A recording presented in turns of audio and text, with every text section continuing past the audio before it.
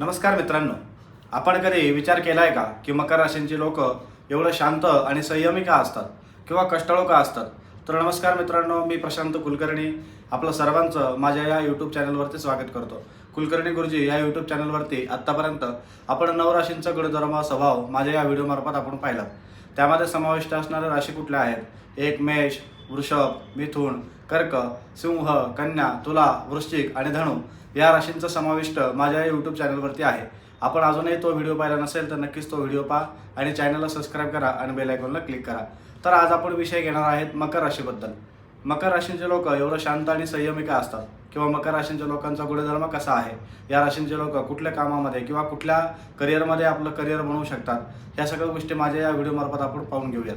तर मकर राशींचा जो मूळ स्वभाव आहे तो एकदम कष्टाळू स्वभाव म्हणून मानला जातो. मकर राशींचा जो स्वामी आहे तो स्वामी म्हणजे शनिदेव, ज्याला आपण न्यायाची देवता म्हणून सुद्धा ओळखतो. बऱ्याच वेळेला आपण असंही म्हणतो की शनिदेवता आपल्या राशींवरती जर आली किंवा आपल्याला जर साडेसती म्हणून नजर आली तर ते भरपूर त्रासदायक ठरते. तर असं कुठलंही नसून शनिदेवता ही आपल्याला अत्यंत प्रिय किंवा आपल्याला अत्यंत न्याय देणारी देवता आहे. आपले कर्म चांगले असतील तर नक्कीच या कामामध्ये किंवा या साडेसातीमध्ये आपल्याला चांगले गुण आपल्याला पाहायला मिळतील किंवा चांगली प्रगती आपली होईल, असं या शनिदेवताची प्रतीक आपल्याला पाहायला मिळतं. शनिदेवता हा न्यायाचा देवता असून सुद्धा हा कष्टाचा सुद्धा देवता म्हणून ओळखला जातो. म्हणजेच काय की साडेसाती आली की कष्ट आपल्याला हाताला येतात. म्हणजे काय, काम हाताला येतं. त्यामुळे काम जर मिळत असेल तर नक्कीच आर्थिक बाजू सुद्धा आपली सदृढ होणार आहे. म्हणून शनिदेवता ही आपल्याला अत्यंत प्रिय देवता म्हणून ओळखली जाते. शनिदेवताचा स्वभाव जो आहे तो एकदम कष्टाळू आहे. म्हणून या राशींचे लोक कष्ट करण्यामध्ये जास्त विश्वास ठेवतात किंवा काम करण्यामध्ये किंवा स्वतःच्या कामामध्ये सर्वात जास्त विश्वास ठेवतात. या राशींची लोक पृथ्वी तत्व आहे.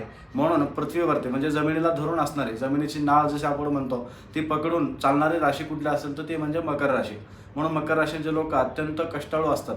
कामावरती जास्त विश्वास ठेवून, कामावरती जास्त फोकस ठेवून, इतरांवरती आपले स्वतःचे काम न सोपवता स्वतःचे काम स्वतःच पूर्ण करण्याची तत्परता या राशींमध्ये आपल्याला पाहायला मिळते. म्हणून मकर राशींचे लोक अत्यंत कष्टाळू म्हणून मानले जातात. मकर राशींच्या लोकांना ध्येयप्रिय सुद्धा मानलं जातं. म्हणजे काय की एखादी निर्णय त्यांनी घेतला तो निर्णय पूर्ण करण्याची ताकद ही राशी आपल्याला नेहमी ठेवताना पाहायला मिळते. या राशींचे क्षेत्र कुठलं असेल, ह्या राशींचे लोक कुठल्या व्यवसायामध्ये किंवा कुठल्या कामामध्ये प्रगती करू शकतात? एक तर म्हणजे राजकारण, दुसरं म्हणजे प्रशासन किंवा स्वतःचा व्यवसाय. यामध्ये ह्या जास्त दृढनिष्ठतेने किंवा स्वतः आत्मीयतेने पुढे जाऊन जिद्दीने काम करणारी राशी ही मकर राशी आपल्याला पाहायला मिळते. मकर राशींचे लोक प्रेमामध्ये सुद्धा कधीही फसवेगिरी करत नाहीत.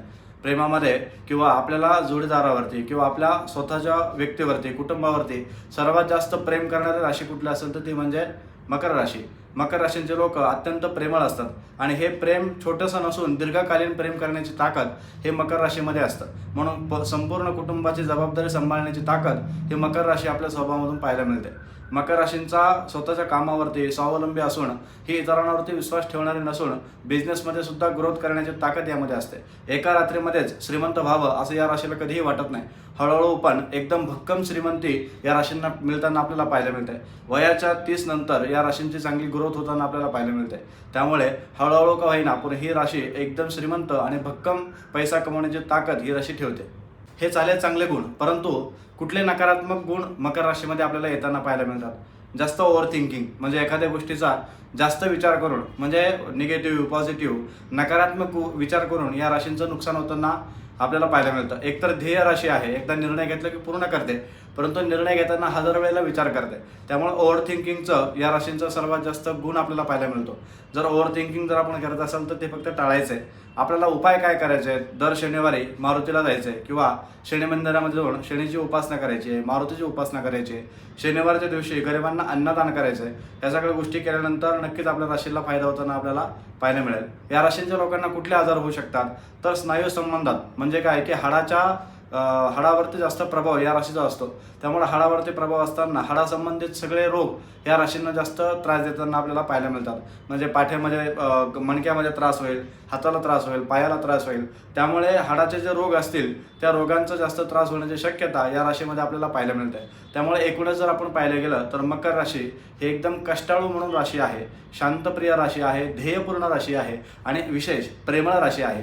त्यामुळे मित्रांनो, नक्कीच तुम्हाला हा व्हिडिओ आवडला असेल तर नक्कीच हा व्हिडिओ लाईक करा, चॅनलला सबस्क्राईब करा आणि बेल आयकॉनला क्लिक करा. आणि आपल्या मित्रांची राशी कुठली आहे किंवा आपल्या जवळच्या पार्टनरची राशी कुठली आहे ते कमेंटमध्ये मला सांगायला विसरू नका. धन्यवाद.